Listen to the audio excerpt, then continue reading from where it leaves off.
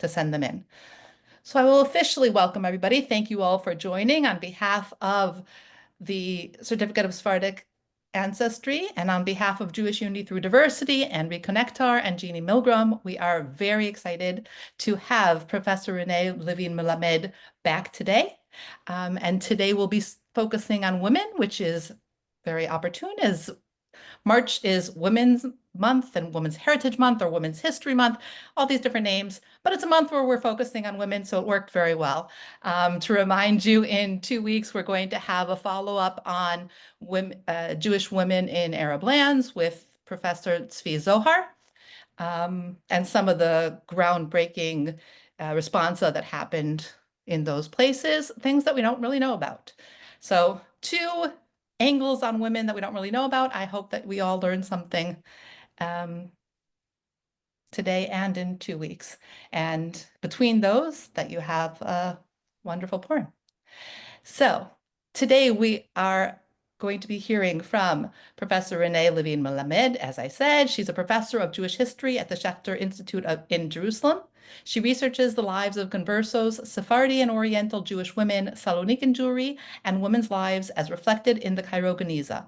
Among her publications are numerous articles in 4 languages and 3 books, Heretics or Daughters of Israel, the Crypto-Jewish Women of Castile, A Question of Identity, Iberian Conversos in Historical Perspective, and an ode to Salonika, the Ladino verses of Bouena Sarfatty. She is the academic editor of Nashim, and she is an international speaker. So thank you for joining us today.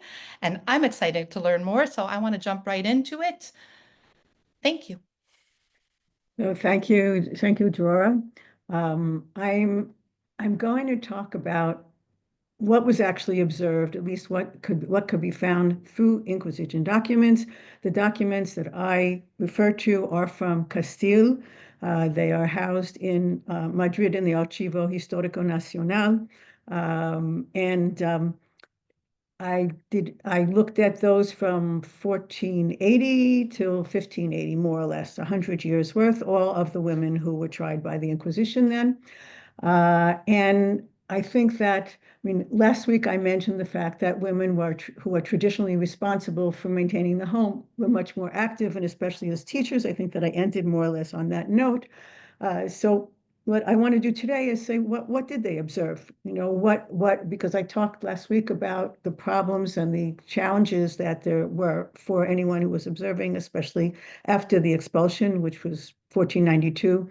And clearly, whatever was easier to remember was what was going to be more frequently observed. So I'm sure that immediately 2 things come to mind.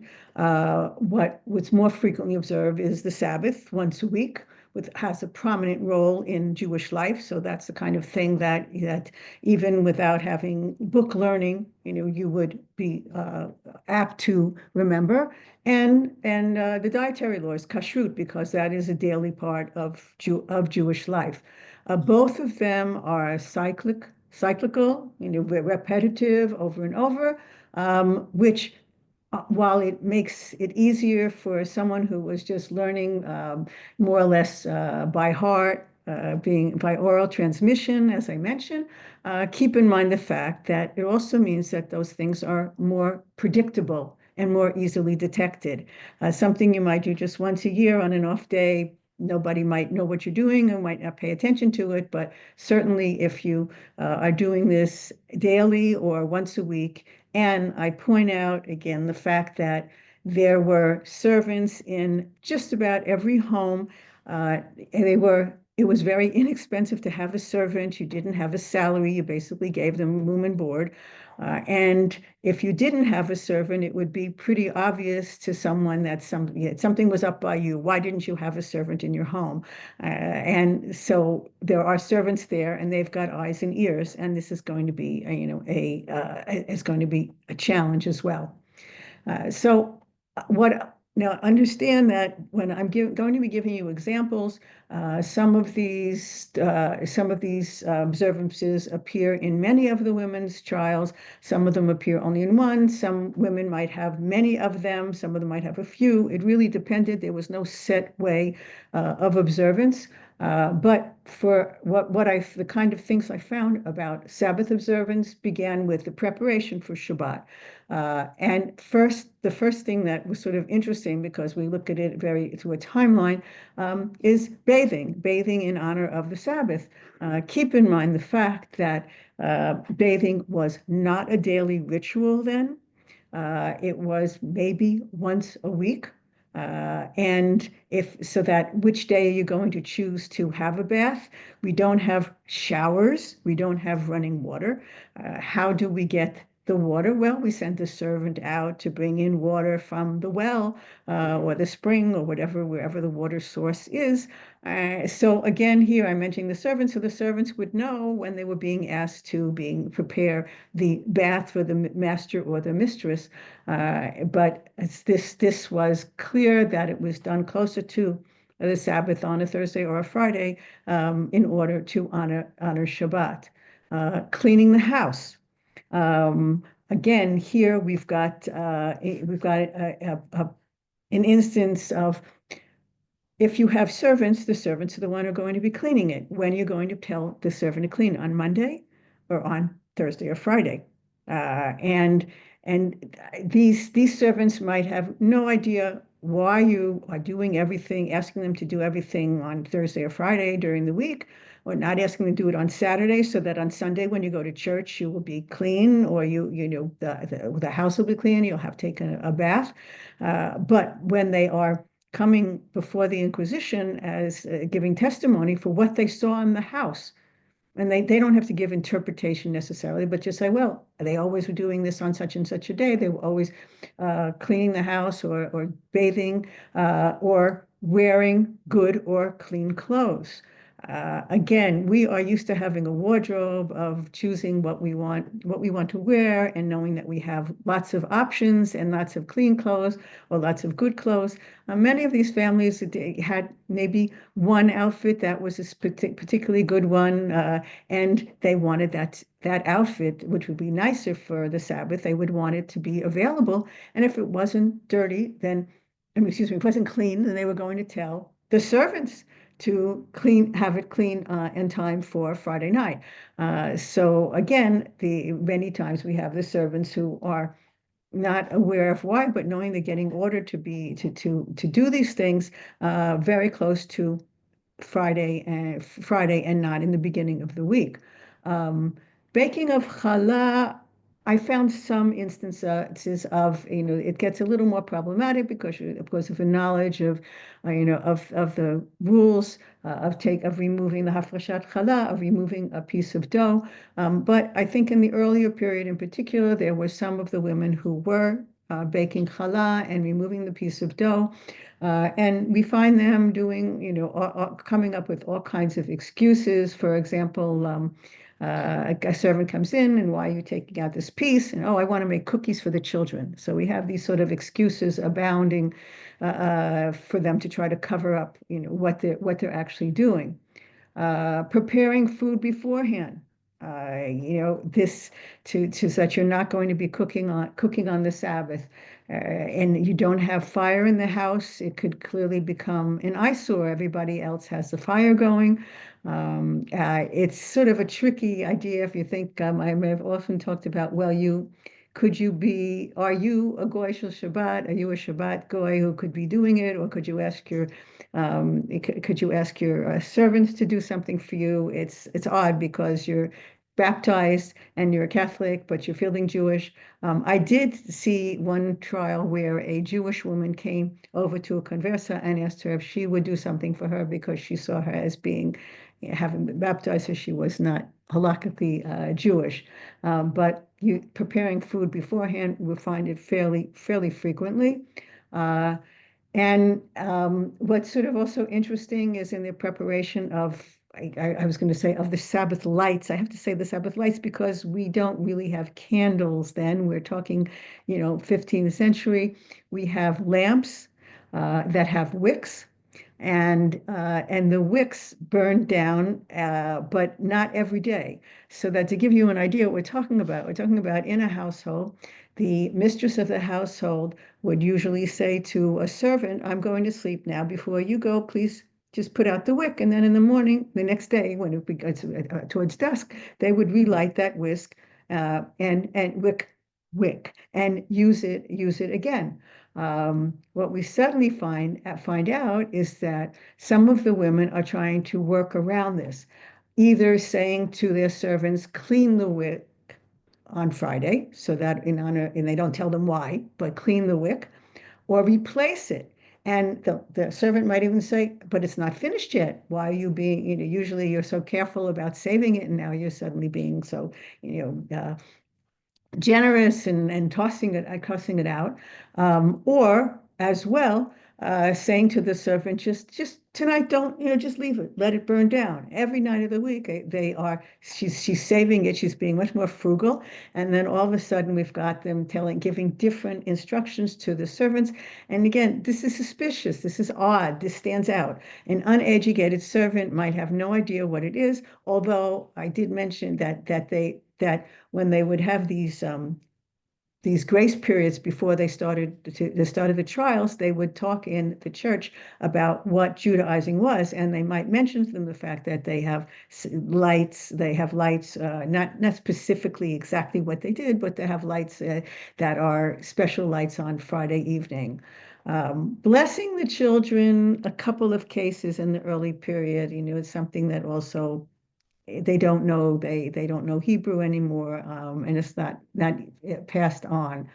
One of the interesting things is that we hear them talking about and mentioning praying, using a wonderful verb in Spanish, sabadear, which comes, those of you who know Spanish, it comes from sabado, which is Saturday.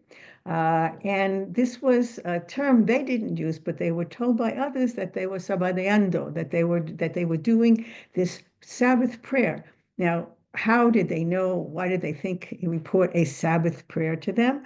Because when some of the non-observers might see them praying and basically raising and lowering their head like you do during the Amidah, during the portion of the silent devotion, when you bend your knees and move your head, and the non-Jews, the Catholic, not the old Christians, they thought that this was a specific way that you pray on the Sabbath. They didn't realize that 3 times a day you have the Amidah, and it happens all the time because they didn't see them and they only saw them on the Sabbath. So it's even in the medieval Spanish dictionary, sabadear is the way that the Jews pray on the Sabbath, here. So it's sort of cute the way that was the verb appeared.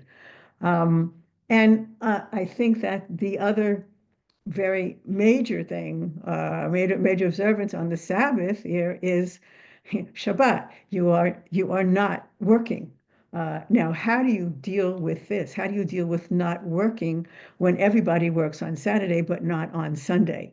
And yes, a woman who, and you have 2 levels. You have women who actually had work outside the home. One woman had a store, and she would keep her store open on Saturday because otherwise it was just too obvious. But she would always say whatever they wanted, she was out of it. She didn't have any more, and I'll have it by Monday, so that she wouldn't have to deal with money there. And again, it was seeming odd to various individuals.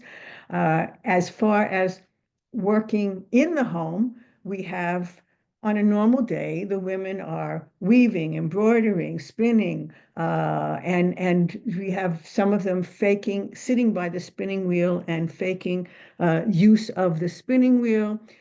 We have women who, well, it's one woman who pretended that she had her arthritis kicked in every Saturday morning, and so she had pain in her arms and she couldn't possibly do this. All kinds of excuses that they created in order to get out of working on the Sabbath. Some of them do menial tasks, almost like it's a Rosh Chodesh when you don't do heavy duty work. You try to differentiate so that it wouldn't be too obvious. Again, because you've got these servants in the home who are going to notice something. I think one of the most poignant examples one of the most poignant examples of the work issue was in Ciudad Real, in a series that my dissertation director, Chaim Beinart, had published. And this was a case of a family where there were a number of daughters, and they would normally do their embroidery on the Sabbath. And one of the daughters was, I'd say, developmentally stunted. And the mother was afraid to tell her that what the Sabbath observances were, because she feared she would say something to someone. But she did notice things, and every Saturday, this woman would take her other daughters to her sister's, to the aunt's house, and leave this one behind. So she was clearly resenting the fact that she was being left alone. But at an Inquisition trial, she said, I didn't understand. They would take their fabric with them that they were working on. And when they came back, they hadn't advanced it all. And here was sort of her way, the way the Inquisition realized what was going on. I'll bring to you an example of an accusation found in the trial of a woman named Leonor Alvarez from Ciudad Real. This is from 1512. And here I bring this one because it's more or less a classic description, what I perceive as a classic description of the Converso Sabbath. I have translated this from the medieval Spanish. First of all, that the said Leonor Alvarez, through the blind affection that she had for the deadly law of the Jews. This is again the way that the inquisitorial staff, especially are speaking their language, that she had for the deadly law of the Jews, observed and has observed the days of the Sabbath, not performing the household duties on these days that she was accustomed to do on other days of the week, adorning herself on these days with good holiday clothes and dressing herself in a clean blouse and other holiday finery, and relinquishing household activities on Friday night in good time, sufficiently early, in other of the Sabbath, going to visit other houses and other persons on these Sabbath days, in houses where everyone was observing the Sabbath. So here we have, joining other families, and someone was clearly noticing this.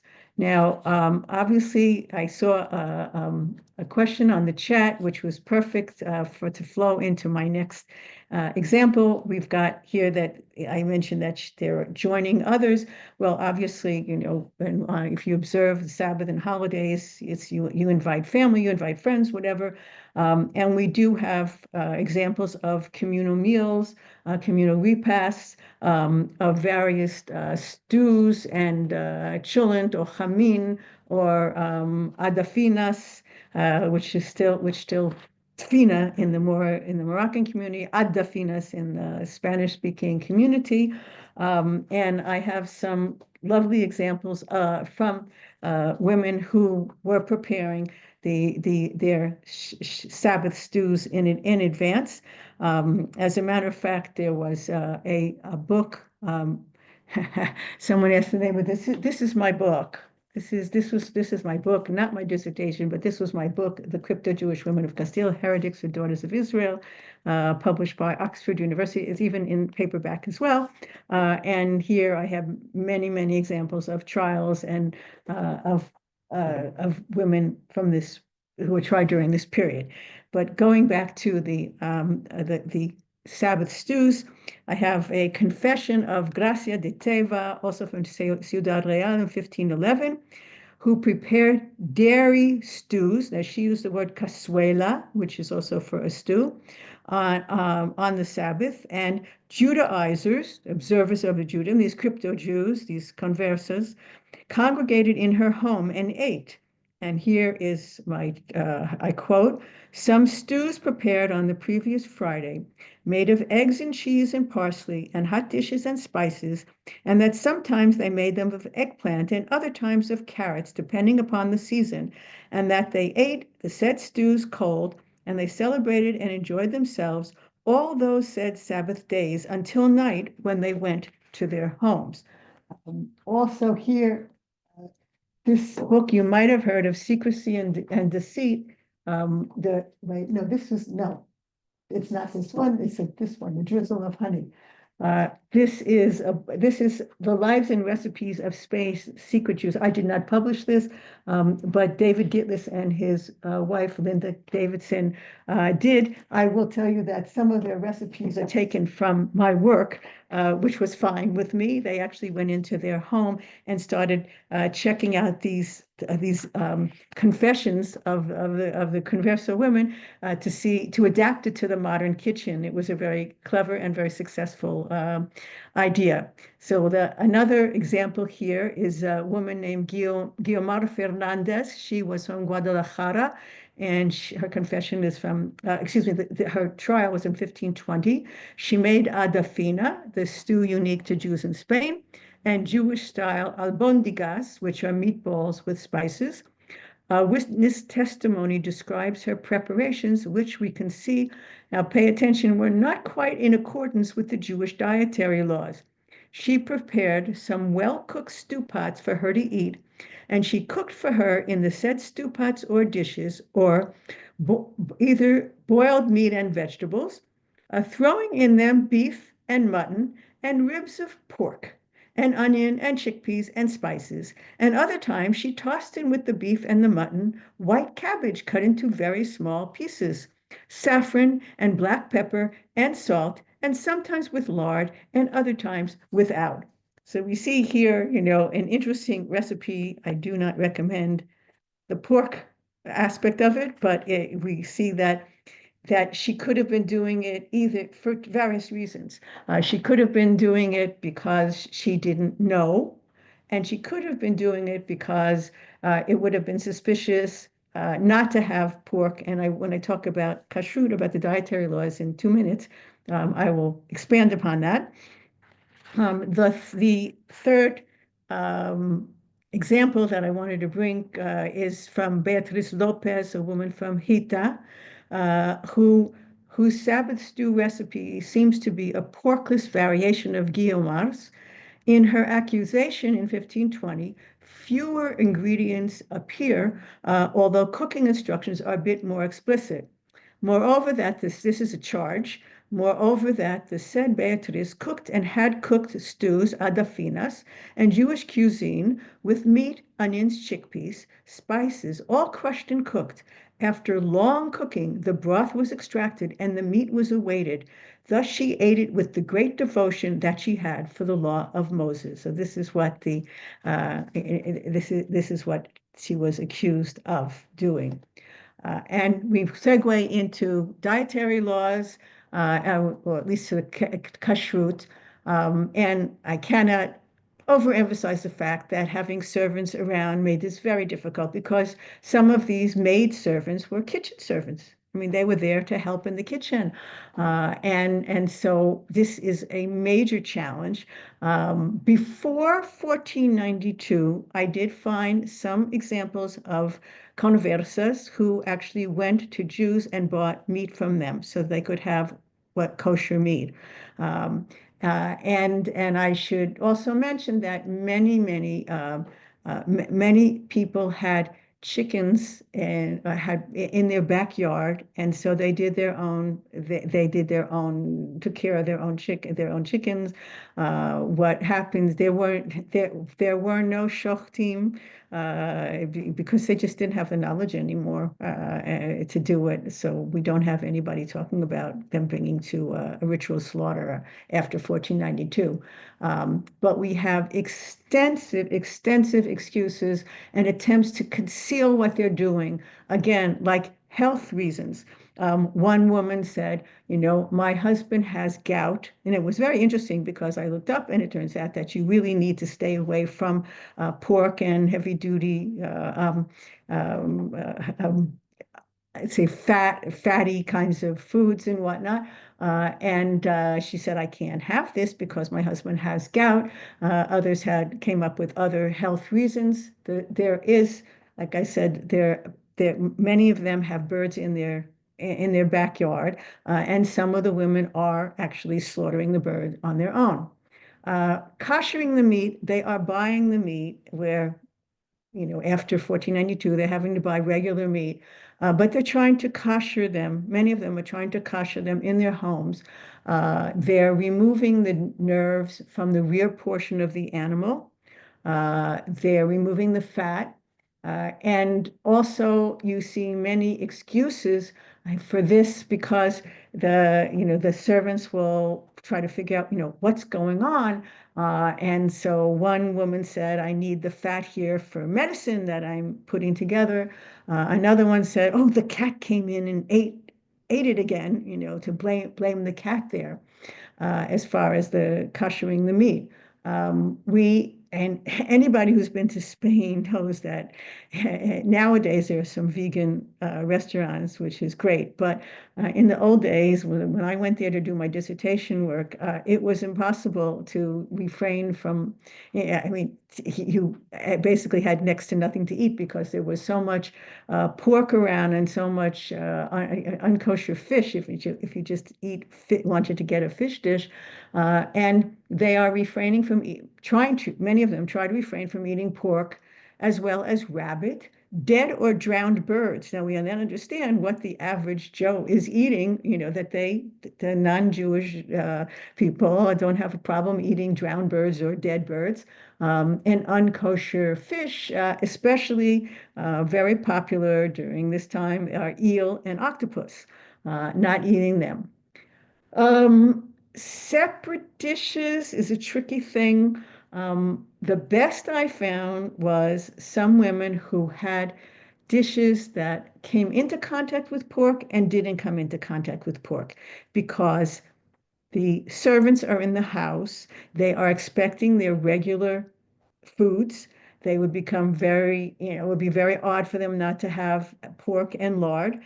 So some of the women came up with the idea of, if I have two sets, then this is my set and this is the set for the servants. And they're not explaining to them. They might have thought it was a class thing, that they had a better level of, service than why have, with the fancier dishes or something. And because some of them might cook separately for the servants or even for their husbands. I mean, I will bring in, I think I have an example here of one woman who ate separately from her husband.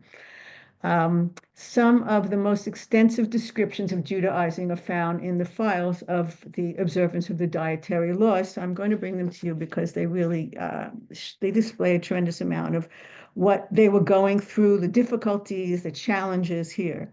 A good example of observance of dietary laws appears in the accusation presented to Beatriz Lopez in 1520, the same conversa from Hita who sometimes put pork in her Sabbath stews.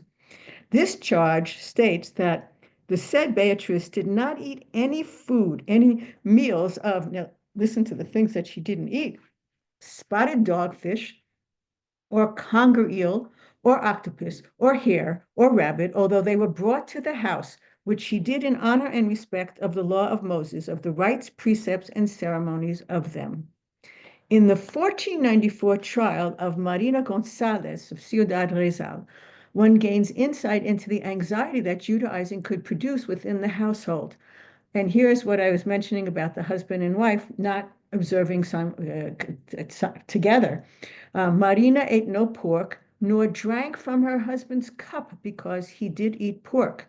A witness in this trial stated that he himself, the witness, ate and lunched many times with her husband, Francisco de Toledo, in his house, eating things of pork and drowned partridges and other things. And his wife, Marina, did not eat any of these.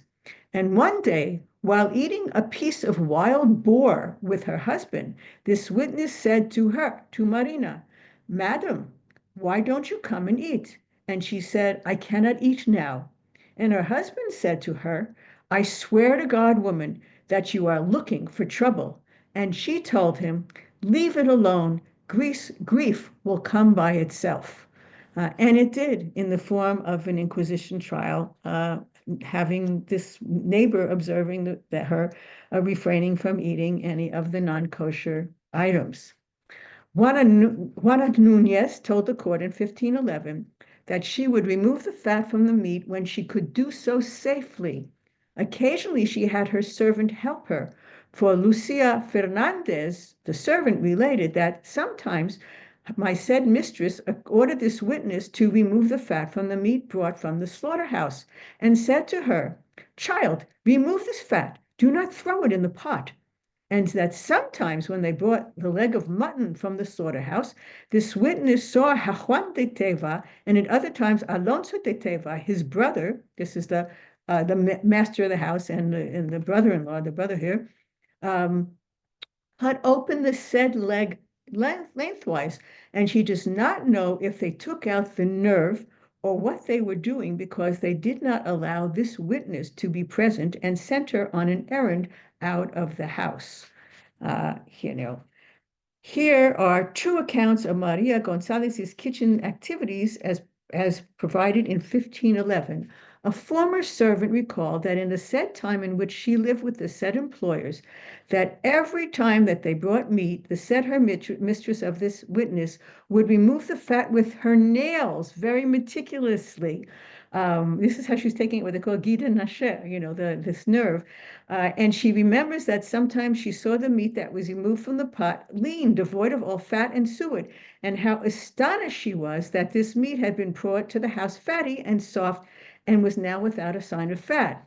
And this mistress confessed that it is true, I brought it in and before I threw it in the pot and removing the suet and the fat, and when the leg was brought, I split it open lengthwise, removed the nerve, and before placing the meat in the pot, she salted it and then removed the salt, washing it here. She's a bona fide koshering of the meat, salting it and removing the salt, washing it many times in different water. And sometimes she talked different, she gives the name of 3 different maid servants who helped her. And she said, I don't know if they saw me or not, because I hid it to the best of my ability. The last example of kashrut was also dealing with a servant who said she did not want bacon brought to her house, and if it did, and if it was cooked in a separate stew pot, it was never observed being eaten by the master, the mistress, their son, their daughter.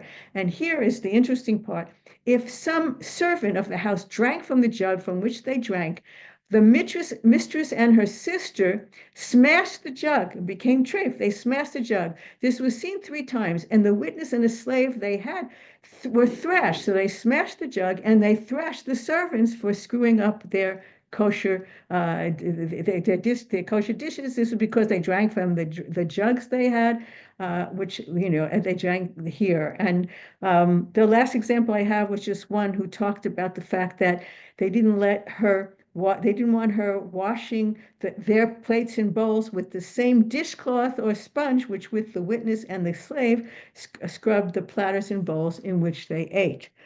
So again, we have some scrupulous observance of the dietary laws. Well, we then have the question about what about fasts and holidays? Yom Kippur had a special significance for the crypto-Jewish community. First of all, we got the psychological repercussions. It's the raison d'etre for them. It's, if I can't do these things right, but I can be forgiven on this one day, they identify with the Jewish people. It provides salvation for them. And I just bring one example, and many of them were observing this Ayuno Mayor, the major fast. Here in 1498, Juana Rodriguez from Toledo presented the court with a very long confession. In the house of my father, when I was 13, more or less, my father, Diego Rodriguez, a new Christian, told me on the day of Yom Kippur, the Jews' daughter, fast this day, and the Lord will give you many riches. So he's trying to bribe her. And this said day, a maiden named Isabel de Cordoba, who lived in the house of my father, said, "Come here, my friend, fast this fast, and the Lord will give you a husband and many goods." So I fasted this after marrying, until I married my second husband, a shoemaker who was an old Christian. So while she had a converso husband, she observed, but afterwards she didn't. Some of them, I found samples of some of them who had remnants of prayers from slichot. Many of them asked others for forgiveness. They went barefoot. Now this is so they don't have to wear leather. They went barefoot. and almost all of them broke the fast with a meat meal. This was their custom. The other fasts, the traditional fasts in Jewish history, are the fasts on Monday and Thursday, and they reappear in particular after 1500 when there's a messianic movement, and they're told that you can take these. They're just day fast, Monday and Thursday. They're just from sun up to sundown, and we start seeing that. Holiday-wise, we've got Passover, symbol of freedom. In the early period, we do have descriptions of the Seder in the very early period and preparations. And it's interesting, some of them are trying to kosher their utensils. And one woman, I actually wrote about it when I used to have a line in the Jerusalem Post, a column there, and I talked about this woman who, when Purim came, that were a week before Purim came, she started sort of, her coordination wasn't so good and accidentally dropping this bowl and this plate. And by Pesach, she had sent out her maid to the potter and gotten her a whole new full set of dishes for Passover. I don't recommend it. She obviously was not from a poor family. This could be very costly. But we do have some of them eating matzah or baking matzah, especially before 1492. It's being provided by the community there. Let's see, yes. One conversa observed the witness saw her praying, and she called it the festival of unleavened bread, which she ate. And here it's an interesting description by this witness. She said they do the ceremony that the Jews do the first 2 nights, where they eat lettuce and parsley and herbs and vinegar, and a ceremony they do with bitter herbs that implies bitterness, and certain wafers of small unleavened bread, as was seen and observed and celebrated like the Jews, and wearing clean clothes and eating in new vessels that had not been in contact with the leavened bread. And if some of those she ate were of copper or of wood or other metals, they would be well scalded in boiling water and then with cold water. So we have the Hagalat Kelim, the actual, preparation here. Other holidays, many of them fell by the wayside. Occasional mention of Sukkot, occasional mention of Purim, but they don't have a Megillah anymore. The fast, even though I sort of, Esther is sort of the prototype of a crypto-Jewish woman, a heroine with a hidden identity like the Conversos, and I'm often asked, don't you have them observing? You find this later on in the New World, an awareness of it, but not during this period.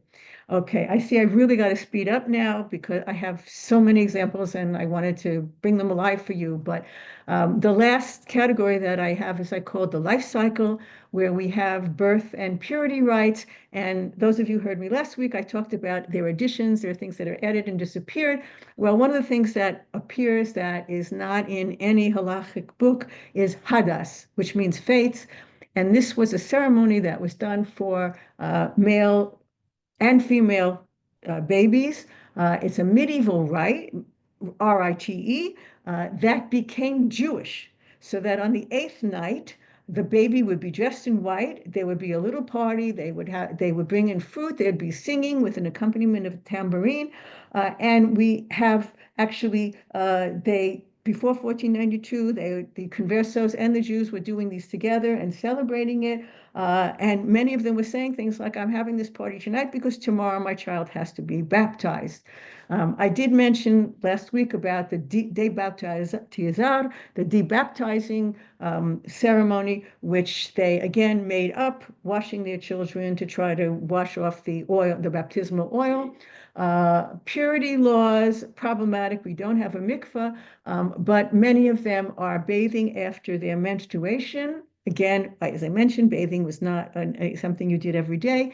Bathing after childbirth, a few of them are trimming their nails sort of halakhically, but again, and in the early years, there were some homes that had some water, but there is no mikveh. The last life cycle example is death rituals. And we have many death rituals. They're pouring water from utensils in order to asking why, to announce a death in the home, to warn the Kohanim, those are priestly ancestry that they shouldn't come in the house.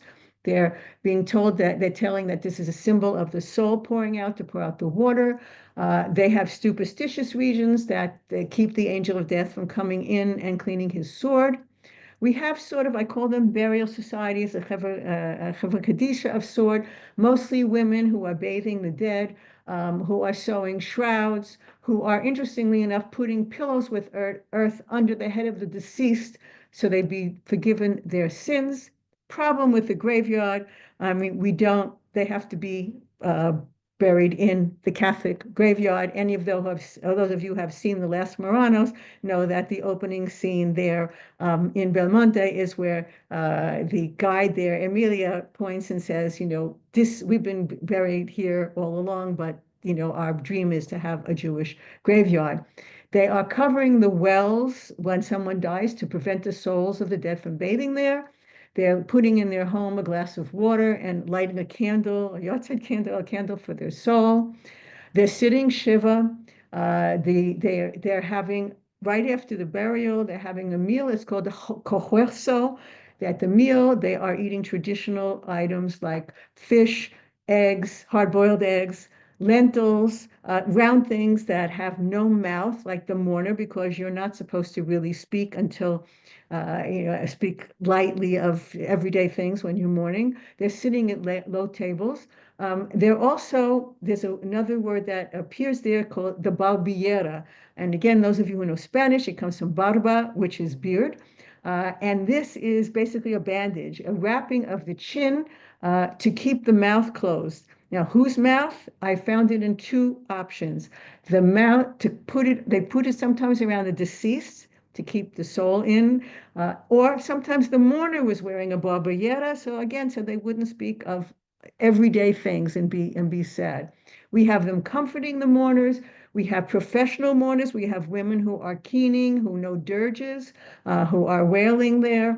And here again, I have examples of a woman who actually, again, she doesn't know what the mourning laws are. Her husband dies, and she was reported to have confined herself to a bed for an entire year.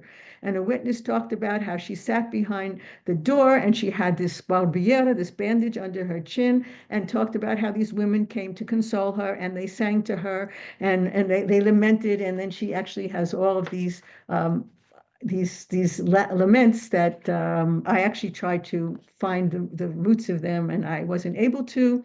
And here another description about how the women came and they climbed on the bed and they were raising and lowering their heads, and they had lines and they were answering back and forth, and how they were sitting Shiva. So basically, what I see from this is that the women had a central role. It was essential for the continuation of their observances. They're the main perpetuators of the tradition. They are observing with and without their husbands. They're usually the teachers. During this period, there are more women than men who are being tried by the Inquisition, because the Inquisition realized that they're much more active. They're being accused of lighting the candles, preparing the Shabbat meals, where the husbands are being accused of letting the candles be lit, eating the food, etc. The observances vary from minimal to almost complete, but the Inquisition is concerned with two things: the deed, what did you do, and the intention, so that if you had a barbillera, if you had this beard, this bandage, or if you were singing Hadas, which again, we're not particularly Jewish, but became Jewish, your intention was you were doing it because you were observing the law of Moses, because you wanted salvation as a Jew. So despite the amazing risks and huge risks involved, these Judaizing conversos, we see them remaining loyal to Judaism, maintaining their commitment to this religion, and identifying with and preserving their heritage, which is somewhat amazing. Thank you. I tried to leave some time, Jora. Yeah, thank you. There was so much in there. I think people are still trying to process it, so it's good. I have a quick question while people are processing, and please do put your questions into into the chat or into the Q&A, but I know you answered some of the questions during as well, so Yeah. that's why they're so that was actually really helpful. When you say challah, do we have any idea what that means? Is it like the braided one, or a pita challah, or No, it's almost like at my dissertation defense, I was asked what utensils were they using? And, what kind of silverware that they had. So I said, look, they obviously had knives, and they had spoons because they had soup at times, but they never, no mention of fork. And then Chaim Bouena was sitting there and he said, they used the natural fork here.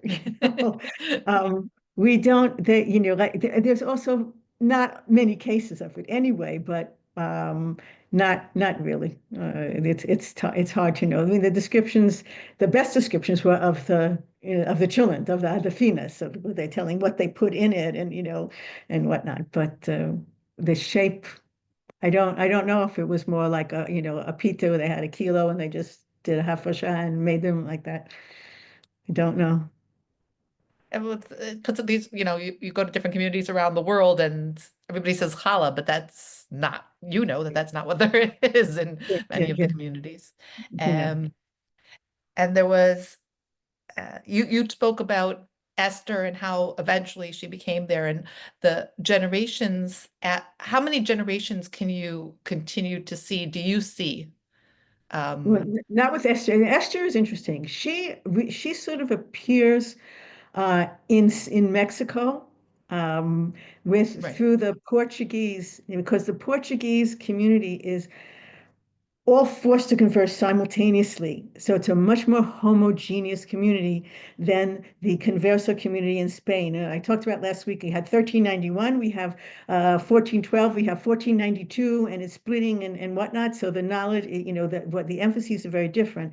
In right. 1497, the Portuguese community is, Domine, Domine, Domine, you're all Catholic now. And so that some of them who are going are aware of this, and also they're being influenced by the church. They're turning her into a saint.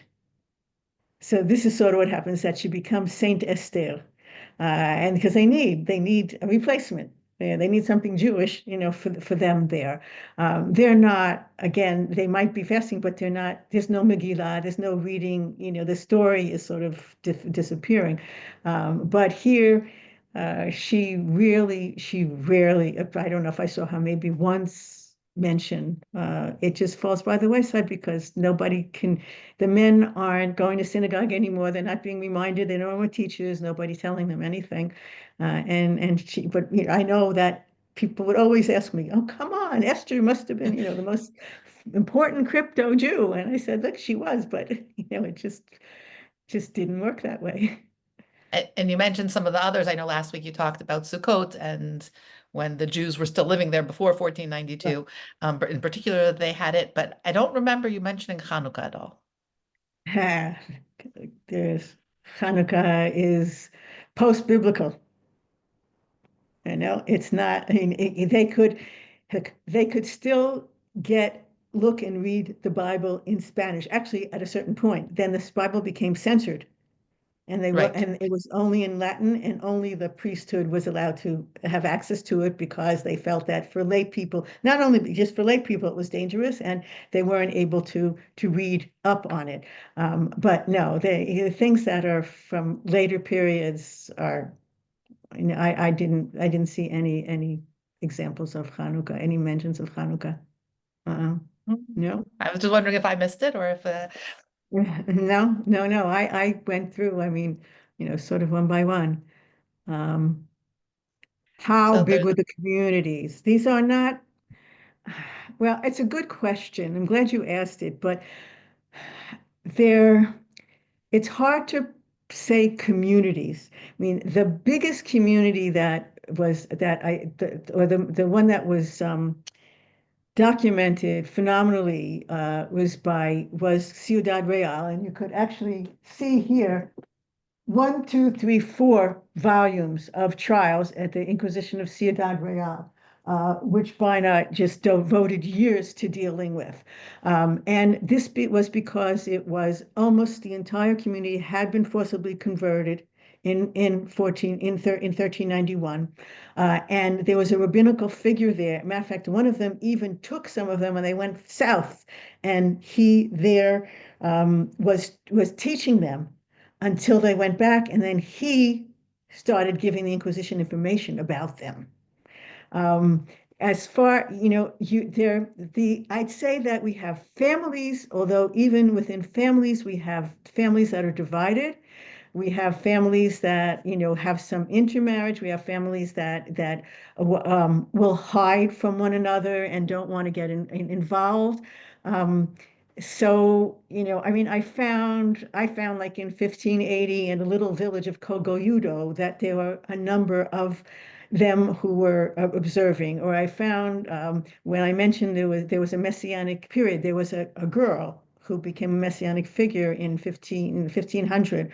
And she was in Herrera, which was a town that had lots of leather works, and many of the leather workers would come there. And so they would come, and she started prophesying, and they were sort of showing up there and then going out. So the Inquisition got hold of this and just started running after everyone they possibly could in Herrera and in the local town. But as far as the community, I mean, what makes a community? It's too dangerous to do to too many of them to be together. So they could be very small groups as family, the nuclear family. Yes, when someone was sitting Shiva, they would visit, but because that's okay, someone died. So it's not seen as being something, totally erratic and unusual. But as far, and then we don't have bona fide leaders per se. We might have some who are more knowledgeable, but the knowledge here is really very limited there.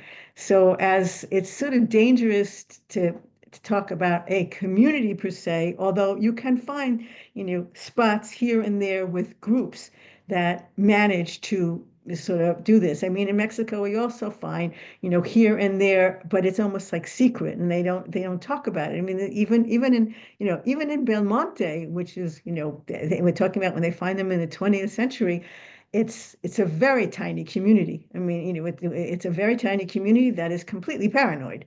Right. So they're dealing on a whole nother level of hiding things and passing things on.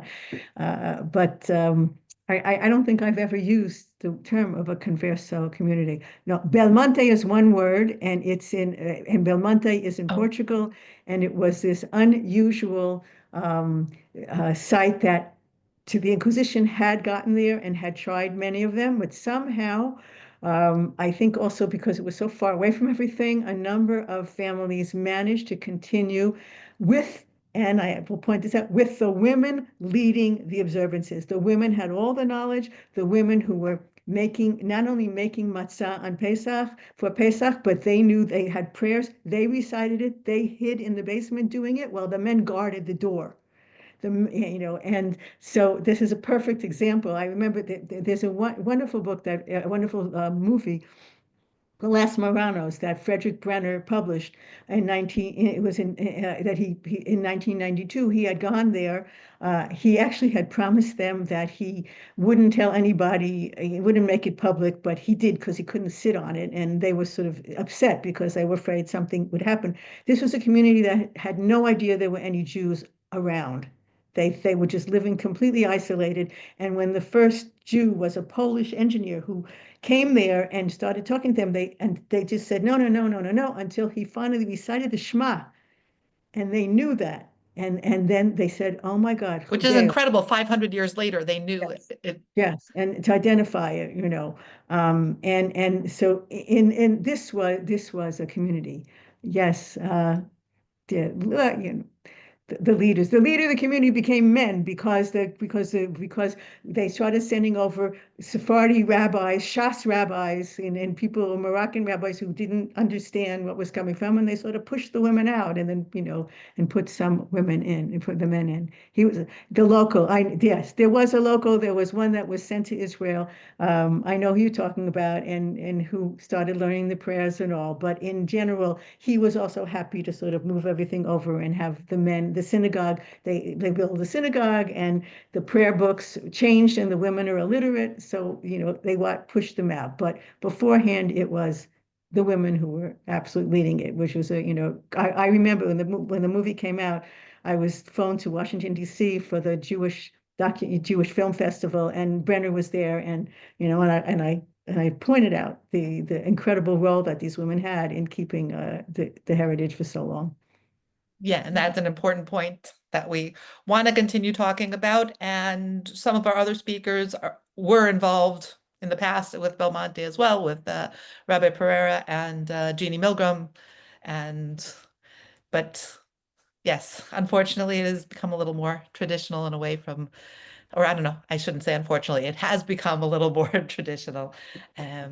So thank you. We will leave it at this. I hope that we will continue the conversation because there's definitely much, much, much more to explore here. Thank you for those who participated and for your questions. And thank you, Professor Melammed, for another great talk. And I encourage everybody to have a wonderful Purim, and Purim means lottery. We have our auction. Make sure that you see we have it. It'll end right before Purim. You get an automatic Tanakh. We said that these are the things that were censored. So you get an automatic Tanakh if you buy 10 tickets. And we encourage you to participate. So thank you all, and thank you for supporting us. Have a wonderful rest of your day.